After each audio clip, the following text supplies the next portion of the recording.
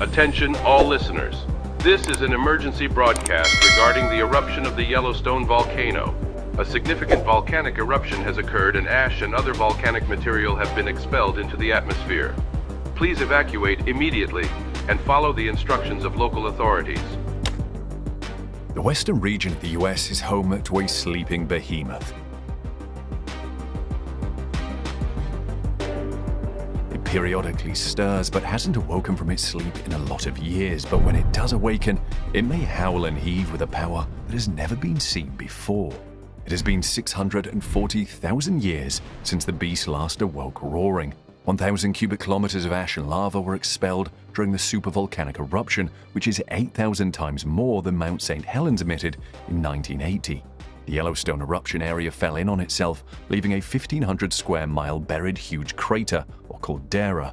The famous geysers, hot springs, fumaroles, and mud pots in the park are still heated by the magmatic energy that drove that eruption and two others that occurred over 2.1 million years ago.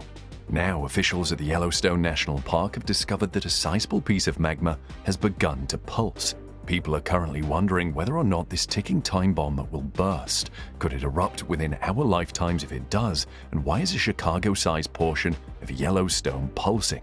Join us as we explore how Yellowstone National Park officials just detected a massive chunk of magma that has started pulsating.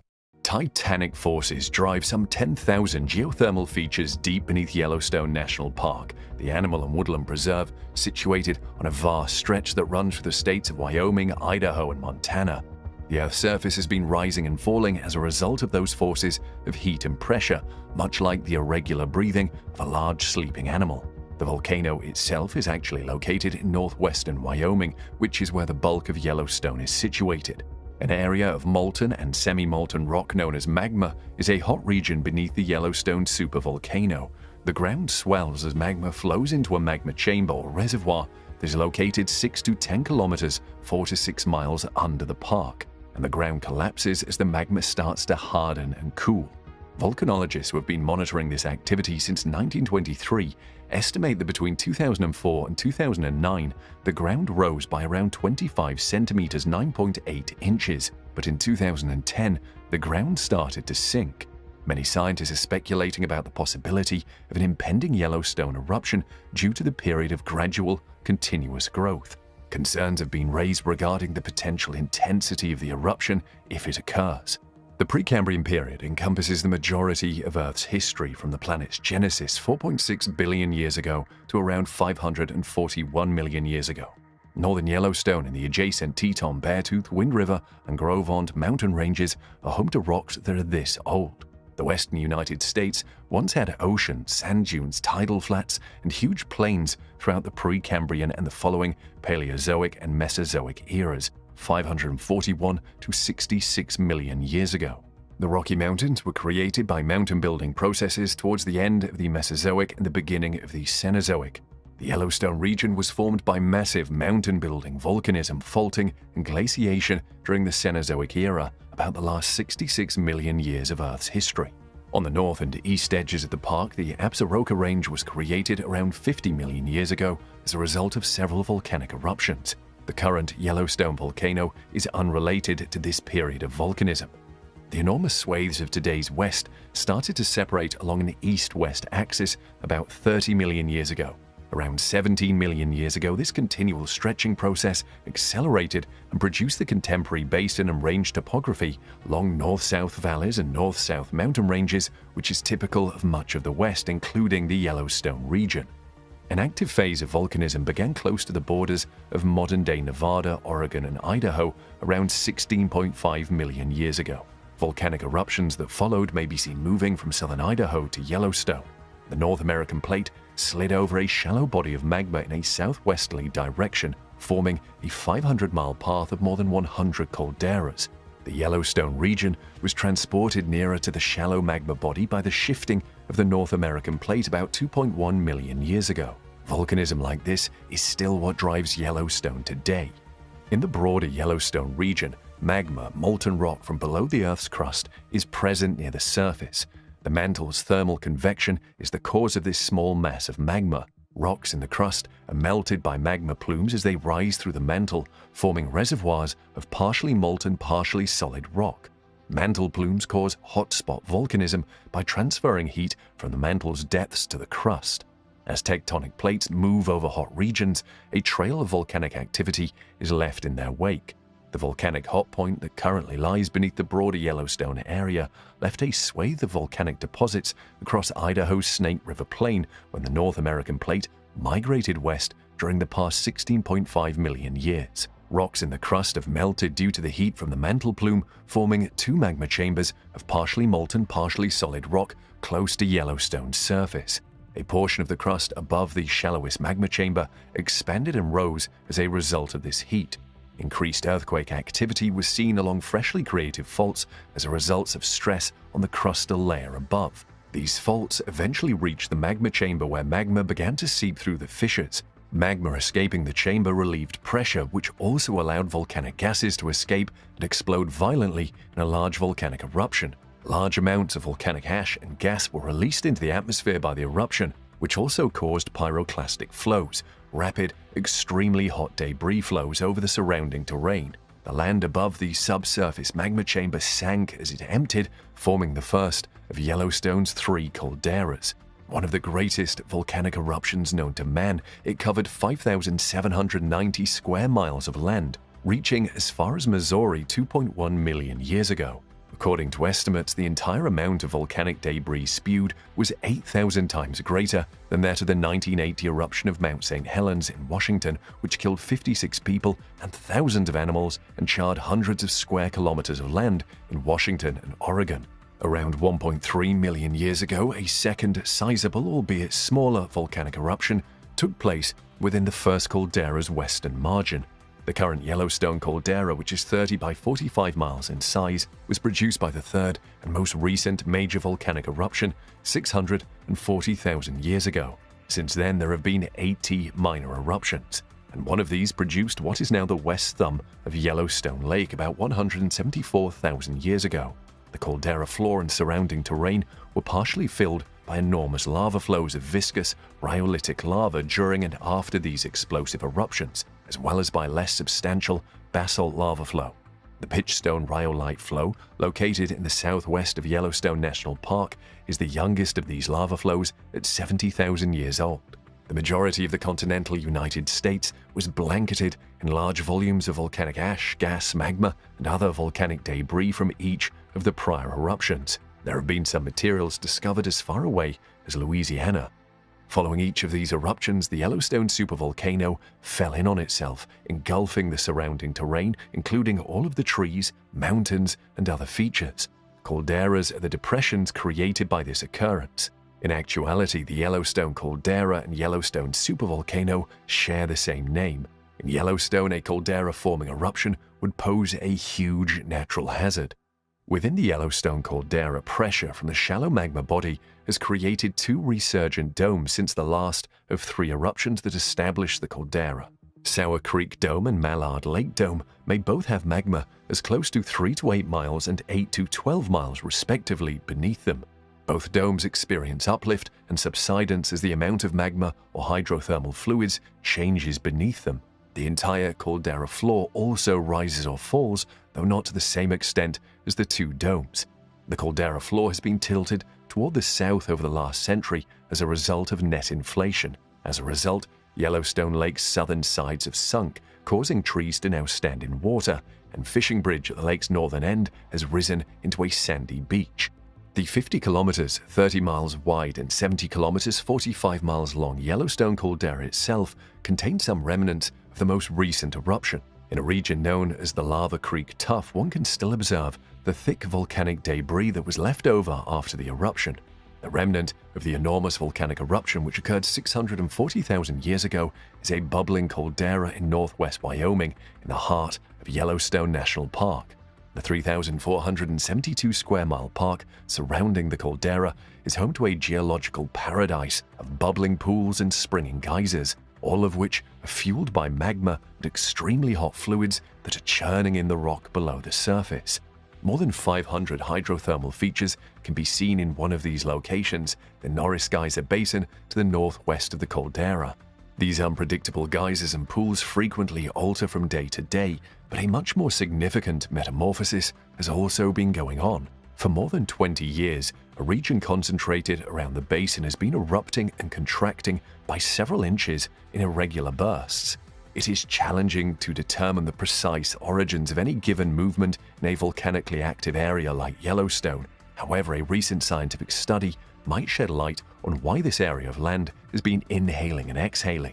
Research geologist at the Cascades Volcano Observatory of the U.S. Geological Survey, Daniel Jerijan, asserts that Norris has most likely been a center of deformation for a very long time. In order to estimate what might have happened beneath Norris Geyser Basin's surface based on the changes above, researchers examined decades' worth of satellite-based radar and GPS data. When a magma body intruded beneath Norris in the late 1990s, fluids trapped inside of it erupted out and moved through the rocky maze above them. The ground would inflate as the fluids became trapped and pressure built up. As the fluids were allowed to escape to other locations, the ground would deflate. Today, magma-derived fluids might be found just a mile or two below the surface of the Earth. To be clear, the new research does not suggest that the supervolcano which last erupted 640,000 years ago and formed the caldera of Yellowstone is any more likely to explode now. The tallest active geyser in the world, Steamboat Geyser in the park, has instead been erupting at a record-breaking rate since March 2018. These geologic movements may help to explain why. Researchers also hypothesize that there may be a marginally higher risk of hydrothermal explosions occurring in the basin as a result of the changes below Norris. The geology of Yellowstone is intricate and secretive, and underground explorations are especially difficult. Researchers do, however, concur that the rising and sinking ground can be explained by the injection of a sizable mass of magma and the fluids that escaped during the eruption. The scientist in charge at the Yellowstone Volcano Observatory of the U.S. Geological Survey, Michael Poland, who wasn't involved in the new research, states that we're only just beginning to understand just how dynamic Norris Geyser Basin is. In addition to the unexpected caldera deformation, a significant finding was the three-dimensional imaging of a massive magma plume or pipe beneath Yellowstone that is responsible for carrying lava and extreme heat up through the Earth's mantle. In order to observe how seismic waves respond when they pass through various materials beneath the park, researchers at the University of Utah employed a vast network of seismic sensors in and around the area. They discovered a massive 3,600 cubic mile banana-shaped body that is about half a mile and deeper and contains partially molten rock using 3D seismic tomographic imagery. This is the so-called magma chamber of Yellowstone, an irregularly skewed plume of magma that feeds the shallower magma system, coming up through the Earth's upper mantle from the northwest and dropping 400 miles below, is even deeper and more significant in plate tectonic theory. This significant new finding disproves past claims that Yellowstone does not have a plume and is based on fresh seismic data. Another peculiarity is that the 3D image reveals that the plume does not start 1,700 miles away from the Yellowstone National Park beneath the Montana-Idaho border, but rather 125 miles away from an important upper mantle transition zone. However, Norris Geyser Basin, which has thermal features that date back 115,000 years, is Yellowstone's oldest thermal area. It is also the hottest, with a temperature of 459 degrees Fahrenheit, around 1,000 feet below the surface. The Steamboat Geyser in the area is an example of how quickly and unpredictably this scorching section of Yellowstone may shift. The 400-foot-tall geyser has rarely erupted in the past, with intervals between significant eruptions spanning anything from 4 days to 50 years. However, since March of last year, Steamboat has erupted up to once per week. The geyser erupted 32 times in 2018, setting a record that was surpassed the following year when it erupted 48 times. Helen Robinson, a geothermal expert at Glasgow University who is not involved with the new research, exclaims, "The blinking thing went nuts." Although this mercurial geyser's hyperactivity has drawn the attention of the general public, scientists are more intrigued by the dramatic quivering of the basin itself.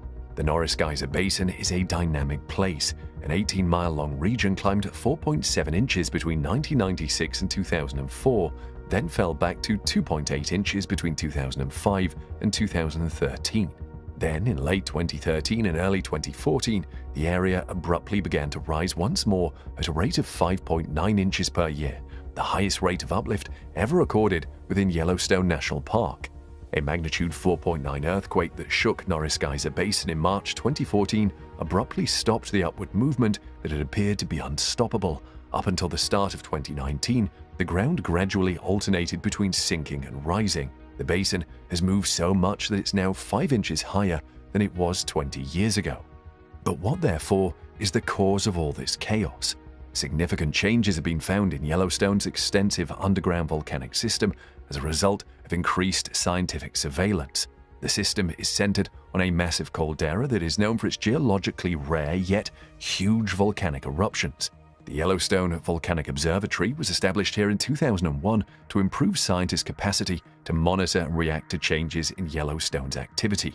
The U.S. Geological Survey, National Park Service, Universities of Utah and Wyoming, University Navstar Consortium, and the State Geological Surveys of Wyoming, Montana, and Idaho joined forces to form the Yellowstone Volcano Observatory. The observatory is an extended, instrument-based monitoring program created to track earthquake and volcanic activity in the vicinity of Yellowstone National Park. Geologists believe that the Norris Geyser Basin upheaval began between 1996 and 2001, when magma rose just short of 9 miles beneath the surface. Radar and GPS data from satellites were used to track the deformation of the basin. The basin is situated on a network of faults and vents known as the Norris Mammoth Corridor, just outside the youngest caldera of the supervolcano's northwest rim. 2 weak zones crossing one another would be a location where magma would find it simpler to enter, according to derision. The magmatic intrusion caused the uplift event from 1996 to 2004, and as the magma cooled, dissolved fluids could bubble out of it. This procedure reduced the magma body's internal pressure, causing it to deflate like a leaky balloon. Between 2005 and 2013, the ground likely descended once more as a result of this process. Since then, the ground has been rising intermittently as a result of the escaping fluid becoming periodically trapped in pockets beneath layers of rock. For scientists, identifying and documenting this cycle of magmatism and hydrothermal activity has proven to be challenging. According to Poland, the new model is a reasonable hypothesis, but it's by no means certain. According to Robinson, it's possible that sources of fluids other than the magma body, including the recent heavy snowfall, concentrate in certain places and occasionally leak out elsewhere. The team surmises that magma-derived fluids are currently present in Norris Geyser Basin just below the surface. Thousands of years old hydrothermal explosion craters are widespread in the area. They are the result of geologic pressure cookers of confined, scorching water that violently depressurize and flash boil into steam if the rock cracks, an event that is nearly impossible to predict. Major explosions are rare, but Norris Geyser Basin could experience a fresh blast at any time. Explosions caused by hydrothermal processes may be a little more likely to happen if fluids have accumulated near the basin's surface. However, according to derision, the rocky plumbing networks are incredibly intricate, with minute, imperceptible changes constantly altering the likelihood of a blast. The team does not advise banning tourists from the area because the likelihood of further explosions is still quite remote. The team also questions whether the recent record-breaking number of eruptions in Steamboat could be related to the buildup of magmatic fluids. In the 1960s and the early 1980s, the geyser experienced comparable spikes in activity that may have been related to basin breathing cycles. If this is the case, though, why does this specific geyser put on a show when others don't? Poland ponders, why not Aquinas, which is directly next to Steamboat?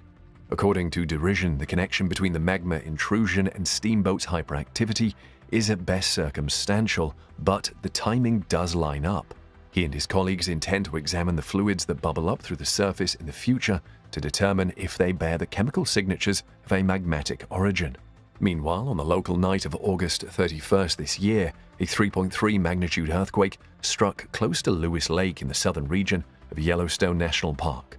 So will the volcano in Yellowstone erupt once more? In the upcoming millennia or millions of years? Probably.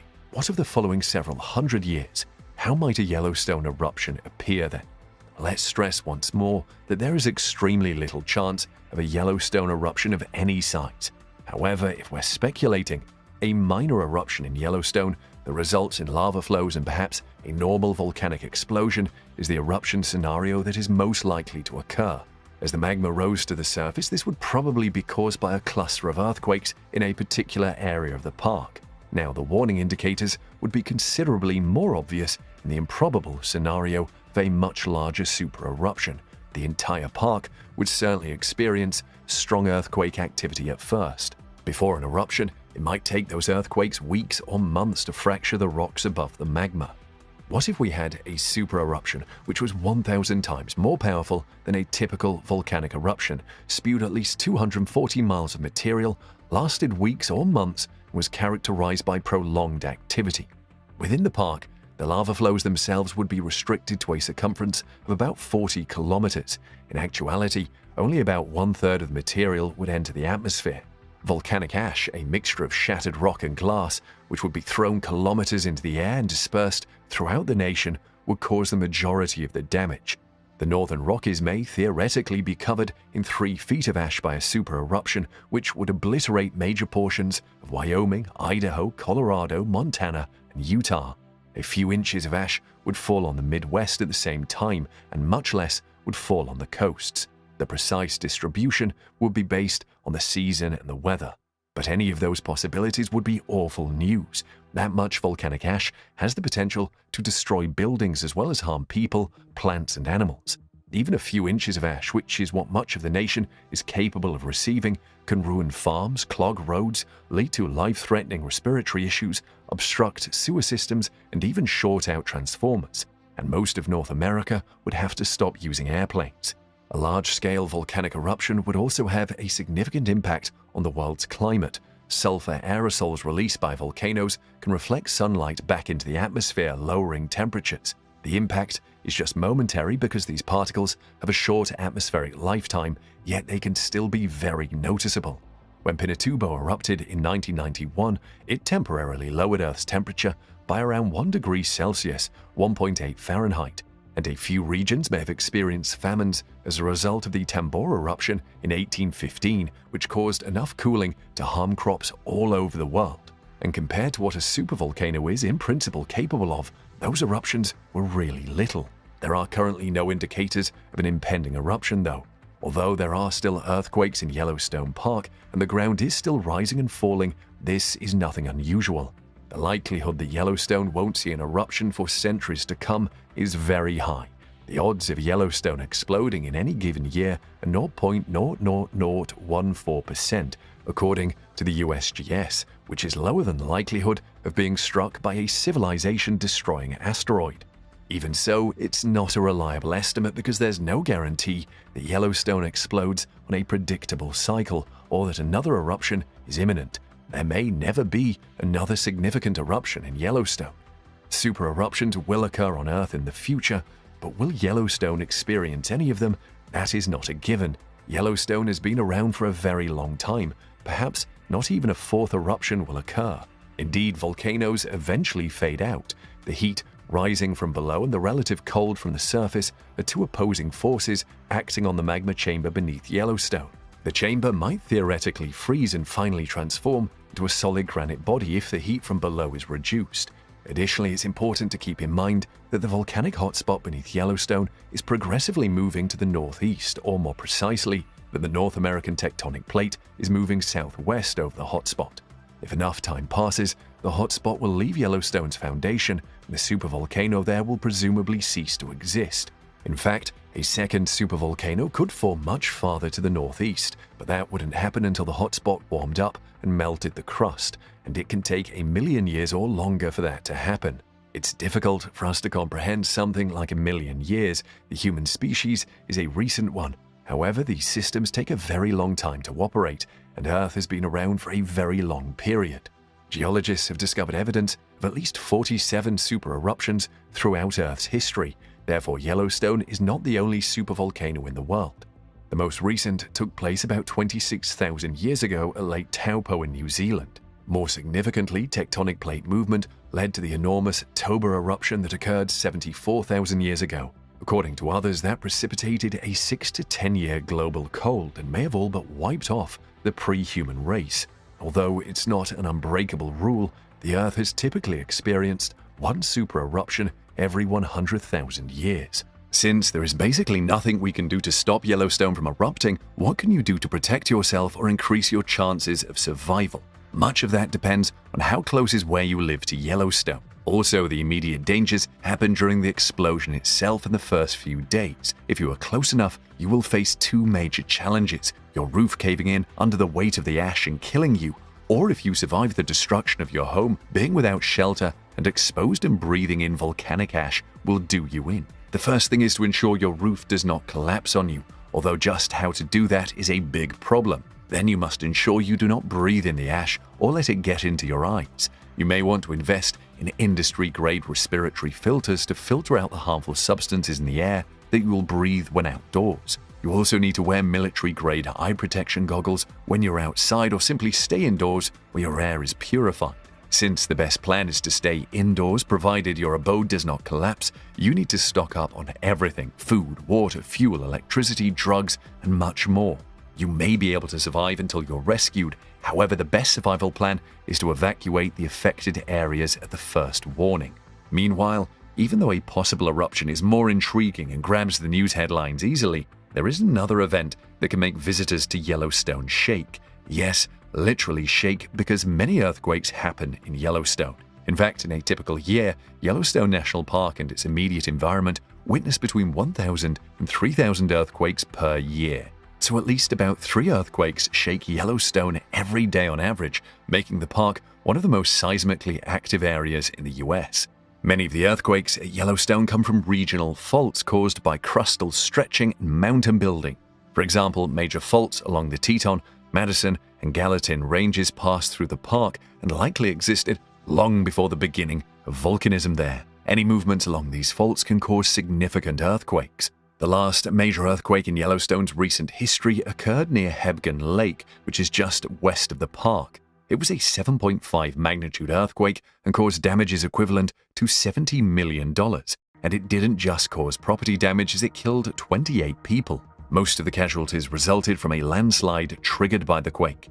Meanwhile, if you keep to the Yellowstone caldera, you would likely be safe from large earthquakes like the Hebgen Lake event. This is because geologists discovered they are unlikely to occur within the Yellowstone caldera itself. The subsurface temperatures there are high, and this weakens the bedrock and makes it less able to rupture. But that doesn't mean you are completely safe, because quakes within the caldera can be as large as magnitude 6.5. What is more, Yellowstone is vulnerable to even distant earthquakes. For example, in 2002, the magnitude 7.9 Denali Fault earthquake that struck central Alaska, 1,900 miles or 3,100 kilometers northwest of Yellowstone, touched the active Yellowstone volcanic and hydrothermal system and triggered hundreds of small earthquakes there. The region's hydrothermal system is highly sensitive to quakes and undergoes significant changes in their wake. Earthquakes may have the potential to cause Yellowstone's hot water system to destabilize and produce explosive hydrothermal eruptions. Yellowstone celebrated its 150th year of being open, but it was on a sad note. The park opened the high season with historic flooding that caused damage. Sadly, scientists warn the park management should brace for more flooding like this in the future. So what is going on in Yellowstone with flooding? In the second week of June 2022, an atmospheric river, which is a narrow band of tropical moisture, soaked the Pacific Northwest before dumping several inches of rain on northern Wyoming and southern Montana. This led to the closure of the park, and more than 10,000 visitors had to be evacuated. Many cars were stranded, campsites were flooded, roads washed out, and rocks were blocking the way. The management of Yellowstone was grateful for the cool, wet spring earlier that brought much-needed water to the region. The area had been experiencing drought conditions, so the water was welcome. However, things began to change in April and started raising alarm bells, as higher than median precipitation in the Yellowstone Basin helped build up the snowpack on the ground, which had increased to nearly the 30-year median by May. Between June 10th and 13th, the Absaroka and Beartooth ranges received between 0.8 and 5 inches of rain, which combined with 2 to nearly 5 inches of snowmelt. The combination of rain and snowmelt, amounting to 4 to 9 inches or 10 to 22 centimeters of rain, flowed over already damp soils which were unable to soak the water. The runoff deluged the Yellowstone, Stillwater, and Clarks Fork rivers and their tributaries. The Yellowstone River reached a maximum depth of 13.88 feet on June 13, 2022, which broke the previous record of 11.5 feet set in 1918. The The river discharged a record 51,400 cubic feet per second of water on the same day, significantly more than the previous record discharge of 32,200 cubic feet per second attained in 1996. The rising floodwaters completely cut off large sections of the park by washing out roads and bridges. It swept away multiple houses and flooded hundreds more. Rock Creek also destroyed several bridges and flooded businesses in the downtown of Red Lodge, Montana. Residents of several towns were hit with power outages and polluted drinking water supplies due to the flood. While the establishment of the park took place 150 years ago, how long have people been inhabiting the park? The answer, according to scientists, is at least 11,000 years. In fact, the park has several names given to it by the different tribes that have lived there. For example, the Crow referred to it as the land of the burning ground or land of vapors, while it was many smoke to the Blackfeet people. The Flatheads tribe know it as smoke from the ground, while the Kiowa called it the place of hot water. However, more than just people from these tribes have made a living off the park in the past in its long history of habitation. In fact, if you hike along some of the modern trails, you are simply following in the footsteps of the indigenous tribes that created the corridors dating all the way back to 12,000 years ago, at the end of the last ice age when humans first appeared in the archaeological record in North America. Yellowstone attracted commerce thanks to its natural resources. It was the source of an important trade item in ancient times, obsidian. If you are wondering what obsidian is, it is an amorphous volcanic glass, a product of rapid quenching of magma upon eruption onto the surface. This item might not mean much to you today, but it was a prized commodity because it was used in creating arrowheads and spear tips. There is evidence that for over 11,000 years, the Obsidian Cliff, located in the Norris Mammoth Corridor just north of Roaring Mountain, was a buzzing crossroads of commerce for indigenous people. This resource drew nearby tribes into the boundaries of Yellowstone, and modern archaeological efforts have documented over 50 quarry sites on Obsidian Cliff. To date, obsidian quarried and napped from Obsidian Cliff has been found as far east as Wisconsin, Michigan, Ohio, and Ontario. Some evidence even suggests that certain tribes, such as the Hopewell people, trekked 2,000 miles from their home along the Scioto River in Ohio just to mine the prized obsidian in Yellowstone. But why are indigenous people no longer found throughout Yellowstone? Even though the US government agreed that the Yellowstone region belonged to the various local indigenous tribes, the establishment of Yellowstone National Park in 1872 more or less signaled the end of indigenous occupation within the park's boundaries. Park Superintendent Colonel P.W. Norris was determined to remove indigenous people from the newly established park because he felt they discouraged tourism. Rumors were spread that indigenous tribes feared the geysers and hot springs of Yellowstone. Many died of smallpox, and the remaining few eventually made their way to the Wind River Reservation, established southeast of the park. One of the most tragic events to happen in Yellowstone was captured on camera, but the park authorities won't let the footage be shared. If you've been to Yellowstone or seen pictures, you've probably admired the colorful hot springs that dot the park. However, one thing you should know about these waters is that you must never fall inside. A visitor, who we shall not name, learned this lesson too late and paid with his life. The man was visiting Yellowstone with his sister when he fell into a hot spring. Reports show the pair went to an unauthorized part of the park near the Norris Geyser. One of the chief deputy rangers suggested the siblings were looking for a place where they could soak in the water. The tragedy happened when the victim reached down to check the spring's temperature and slipped, ending up inside the water. When rescuers found his body, they could not retrieve it immediately because of a lightning storm. By the time they returned the next day, the body had disappeared, dissolved completely in the highly acidic water. There is acidic water in Yellowstone's geysers and springs because they come from deep underground, where they pick up sulfuric acid before reaching the surface. The sulfuric content is courtesy of microorganisms that break down hydrogen sulfide in rocks and soils. But how did the park authorities end up with footage of the tragedy? The victim's sister was recording on her cell phone when her brother fell into the pool. There are other ways to die in Yellowstone, including falling off a cliff and tubing the powerful Yellowstone River, where rafting is banned due to safety concerns. However, the vast majority of Yellowstone visitors make it back home safely, but it's important to pay attention to safety instructions in the park. But of course, Yellowstone is not the only place where volcanic eruptions with global impact can take place. For example, Krakatoa is still active and can still erupt again. The last time it erupted, the whole world felt it. but the people closest paid the highest price, which is why a warning system is crucial for the area surrounding Krakatoa. Krakatoa is located in Indonesia, and its last fiery explosion claimed the lives of more than 36,000 people, making it one of the deadliest volcanic eruptions in modern times.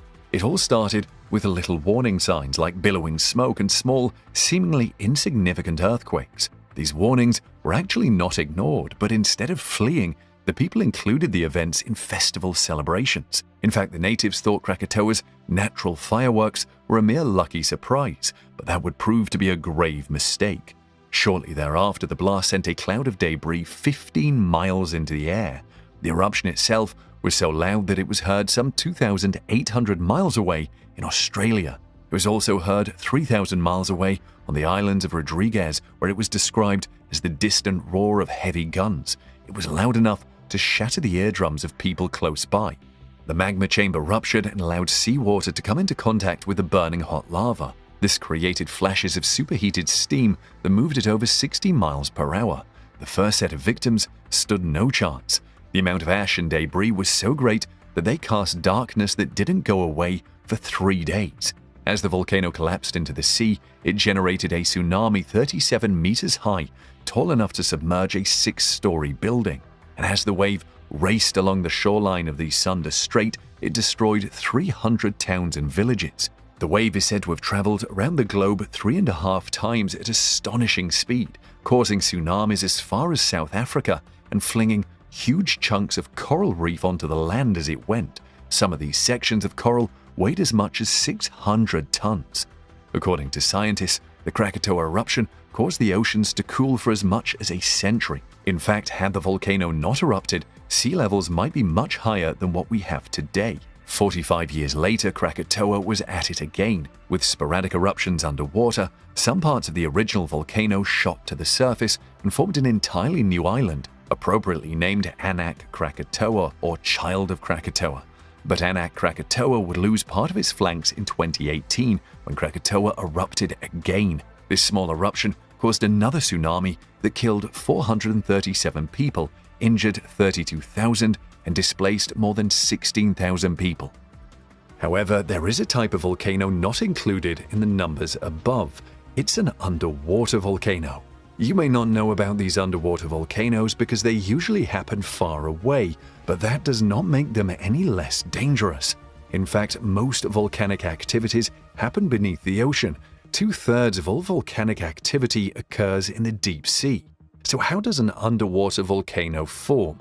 Actually, there is no difference in the formation of submarine or underwater and subaerial or on-land volcanoes. Underwater volcanoes also form when molten rock is produced in the second layer of the Earth's interior and makes its way through the crust. As Tamsin Mather, a volcanologist and professor of earth sciences at the University of Oxford, puts it, most submarine volcanism is associated with a continuously active volcanism along mid-ocean ridges, where two tectonic plates are pulling apart. The collision of two plates can also cause a volcano. If both the tectonic plates are beneath the ocean, then the volcano will develop underwater, said Hilo. Over time, they may grow to form volcanic islands, he added. Volcanic activity within a single tectonic plate can also result in the formation of a volcano. This can happen when a hotspot is underneath an oceanic plate, creating a chain of volcanic islands like Hawaii. One of the notable volcanic eruptions is the Hunga Tonga Hunga Ha'apai volcano in the Kingdom of Tonga. In addition to sending ash tens of thousands of kilometers into space, the volcano also caused a horrific tsunami that killed 5 people and sent shockwaves across the world twice. This is a taste of what's to come. Due to its high activity and proximity to human areas, Mauna Loa, the largest volcano, has been consistently monitored over the centuries. Mauna Loa has been erupting for 700,000 years. It is one of the world's most active volcanoes, with the first recorded eruption in 1843 and the most recent in 1984. In 1930, the US Geological Survey published a geologic map of the Hawaiian Islands that shows the many layers left by the eruptions of both Mauna Loa and the adjacent Kilauea volcano. There are 5 above-ground volcanoes on the island of Hawaii, but Mauna Loa is the world's largest, accounting for more than half of the island's surface area. The volcano has a surface mass of 5,271 square kilometers, 2,035 square miles, and a maximum breadth of about 120 kilometers, 75 miles. The vast majority of the volcano's huge structure is submerged. At 56,000 feet, 17,170 meters tall, Mauna Loa is nearly twice the height of Mount Everest, as measured from the ocean floor's depressed crust to its highest point. Mauna Loa appears poised to erupt right in front of us, and its odds of erupting again are estimated to be about 100%, with possibly catastrophic consequences according to scientists. Let's go back to underwater volcanoes, because you are probably wondering what happens when a volcano erupts underwater. The impact of an underwater volcano eruption depends on its proximity to the water's surface. If the eruption happens at very great depths underwater, then the weight of the overlying water acts as a pressure cap. For example, if a piece of molten rock enters the sea 2 kilometers or 1.24 miles below the surface, it will come into contact with cold seawater and cool very quickly. The water will get very hot, but it won't turn into steam. The story is very different if the water is shallow enough. The magma starts to heat the water, which is then converted into steam, creating a big volume change. Steam explosions are really destructive because a small volume of water turns into a huge volume of steam. Aside from the risk of tsunamis, the massive ash ejected into the air when an underwater volcano erupts in shallow water can seriously impact people's health. The falling ash and emitted gases not only pollute the air, but can affect access to electricity and water supplies. Because they are underwater, submarine volcanoes are challenging to study. Due to their inherent inaccessibility, only a few active sites have been studied in detail. However, scientists working on land can learn about the history of a volcano by visiting the volcano sites and gathering data. This can be done using cliff sequences or digging holes and collecting materials. For underwater volcanoes, scientists usually have to rely on marine surveys and mapping technology like sonar. Even the threat of thermonuclear war or global warming would pale in comparison to an event like this, which would produce an ash cloud that would be capable of obscuring the sun. Millions of species would be wiped off over many years of freezing temperatures if this were to happen. While Mauna Loa is the world's largest active volcano, there are certain supervolcanoes that the world should hope to avoid. It turns out that the question with supervolcanoes isn't whether they could wipe out all life on the planet, it's a question of when it'll do it again. According to some scientific evidence, more than 95% of the world's plant and animal species may have been wiped out by an enormous supervolcano that erupted 250 million years ago. Yes, you heard that right. Around 200 million years ago, a supervolcano erupted with such force that it wiped out 75% of the planet's inhabitants. It was so massive that it split North America and Africa apart, forming the Atlantic Ocean in the process. The supervolcano Camp Central Atlantic Magmatic Province erupted over and over for 600,000 years. And there's bad news for those of us who live in areas where volcanoes aren't a problem. It wasn't that lava had covered everything in sight or that volcanic ash had rained down so heavily that everything was choked.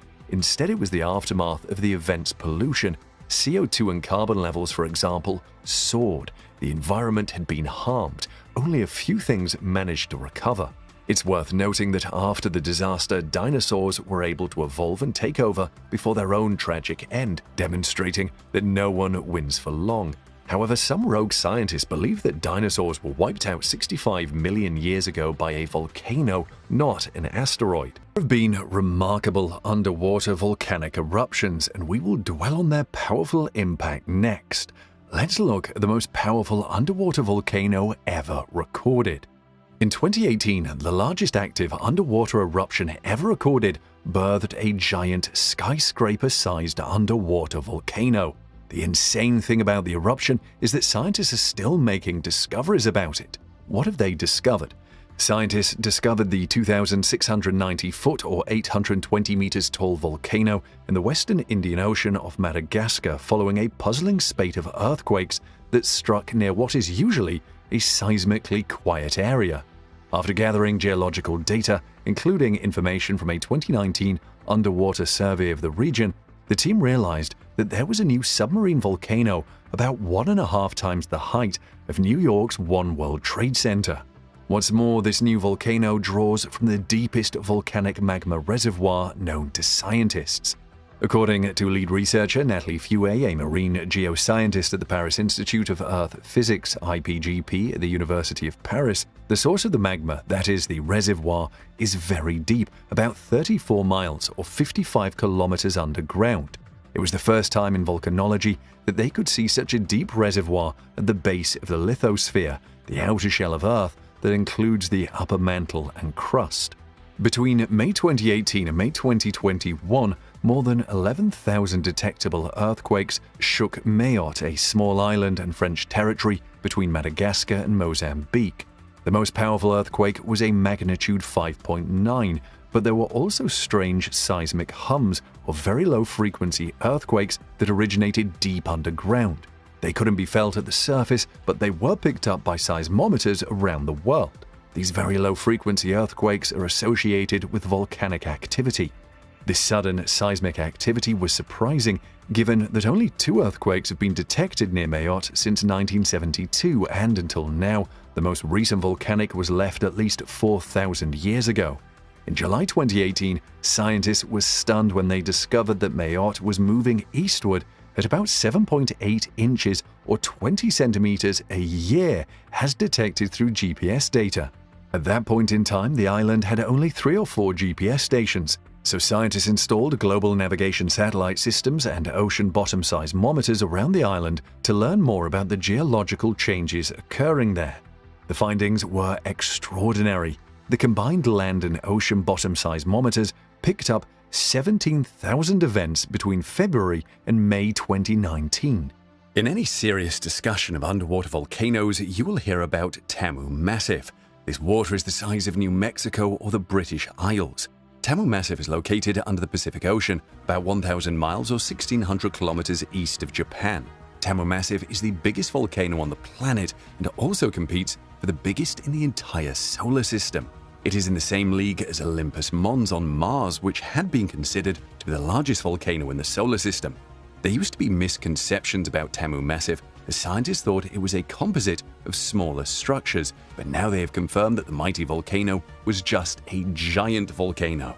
Tamu Massif is a rounded dome that measures about 280 by 400 miles, or 450 by 650 kilometers, or more than 100,000 square miles.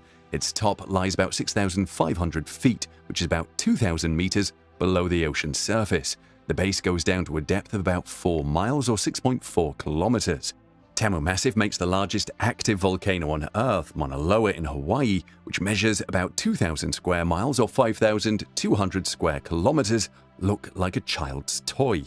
Made of basalt, Tamu Massif is the oldest and largest feature of an oceanic plateau called the Shatsky Rise in the northwestern Pacific Ocean. The total area of the rise is equivalent to the landmass of either Japan or California.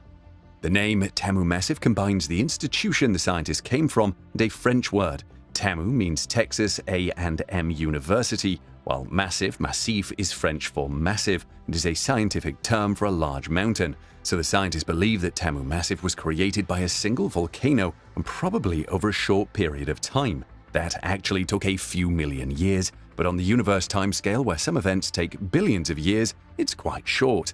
The volcano went extinct or inactive not long after it formed. That was probably in the late Jurassic to early Cretaceous period, about 145 million years ago.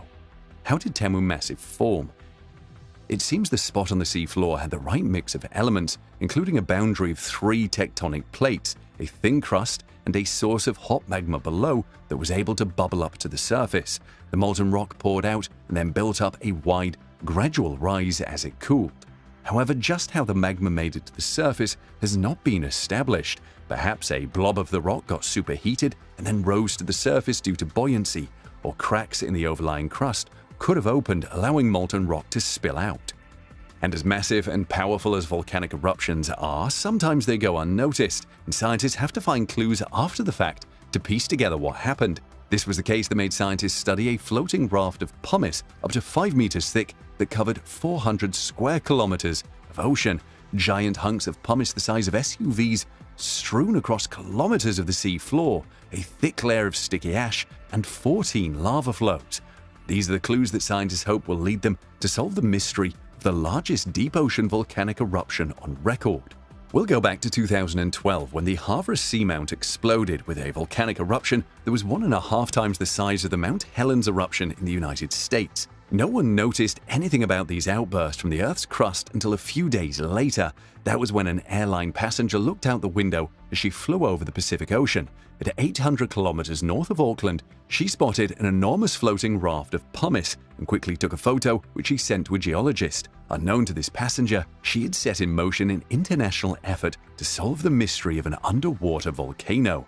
Later, in October of that year, the NIWA research vessel Tangaroa carried out a scan of the Havre volcano using an echo sounder.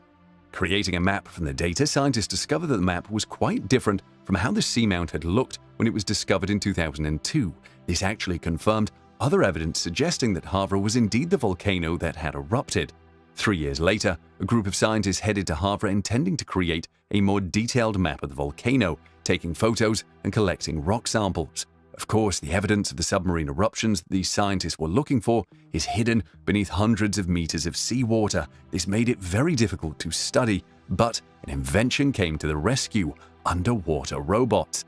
The remote-operated vehicle, ROV, Jason, was connected to the research ship with a fiber optic cable, allowing the operators to see what the ROV was looking at as they drove it around. The underwater robot was also able to take photos and collect samples. The automated underwater vehicle AUV Sentry was pre-programmed to follow a set route as it took photos and measured water chemistry.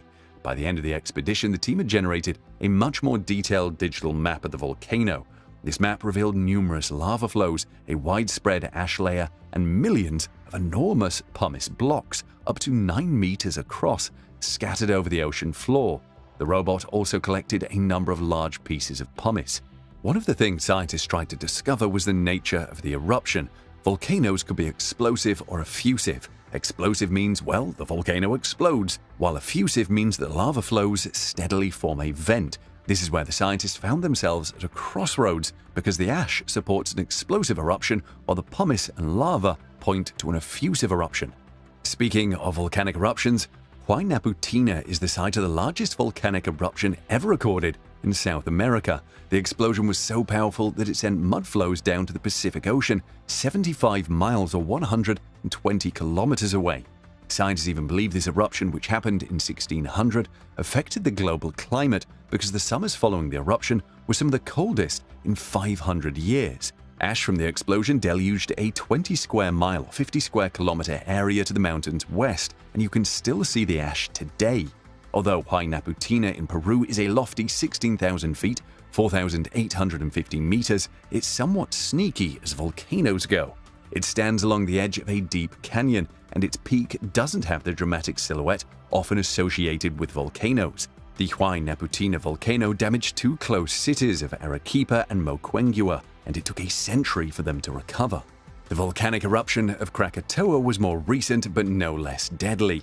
It spent months giving warning rumblings before finally erupting on April 26th and 27th.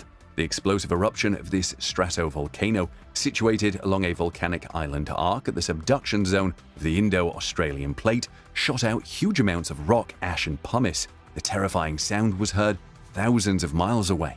The volcanic explosion also created a tsunami whose maximum wave heights reached 140 feet or 40 meters. The tsunami recorded a death toll of about 34,000 people, more than 7,000 miles away. The Arabian Peninsula recorded an increase in the wave heights of tidal gauges.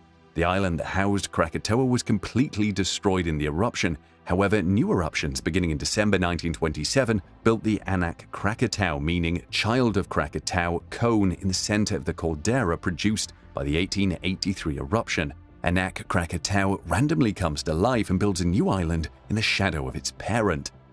One of the largest eruptions in the 20th century was the Santa Maria in 1902. The violent explosion in Guatemala came after the volcano but remained silent for roughly 500 years. It created a large crater nearly a mile across on the mountain's southwest side.